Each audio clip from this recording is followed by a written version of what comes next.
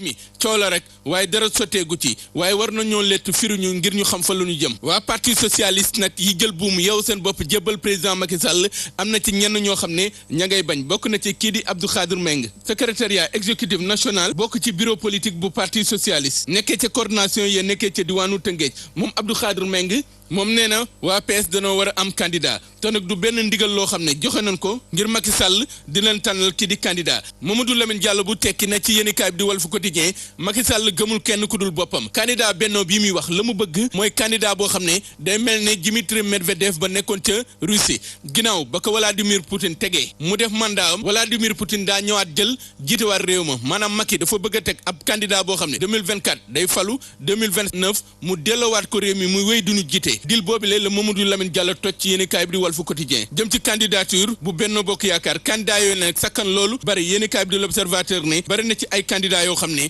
ñii ay chef d'entreprise ñii ay député ñii ay lii ñii ay maire ñii ay caaxaankat bari na ci candidat yoo xam ne ay candidat wu tappale kese la ñuy wax gëmuñu ci lenn yéenekaay bi di Walf Quotidien ne candidat yooyu la toll nañ ci juróom fukk sakkan loolu bare déclaré seen candidature waaye nag baatu déclaré boobu da ci am solo ndaxte nag wax ko ak mën ko ak jëf ko bari na ci ñoo xam ne danaan ay candidat lan rek waaye dañuy soob laas ne candidat yooyu le bokk na ci kii di Anta Babacar Ngom bu Sedima moom nee na candidat la ma ni cey Anta bu faloo xanaa ni dañuy ndekkee ginaar di ko añee di ko reeree boobaa xanaa xale yi du mbëkkati gàlloo cey di dem sa tugal yéene kaay bi di Direct News dégtal ñu kàddu kii di Mary Teuw Niane ne mbëkk gi ñuy mbëkk gàlloo cey ci yéene kaay bi di Direct News lu daw yaram la waaye lu tislu la xale yi di mbëkk gaal yi di dem rek di dee mu ne laaj bi ñu war a laaj mooy lii lan moo ko waral ak yenn pexe lañ ci war a teg ngir xale yi am dund gu gën ba bañ a na mu dem feneen mu ne mbëkk gi ñuy mbëkk gaal yi dem ca tugal ay ata ngi ñu koy def loolu li ko indi mooy sunu kilifa yi dunoo lajji ci taxaw gi ñu waroon a taxaw ndaw ñi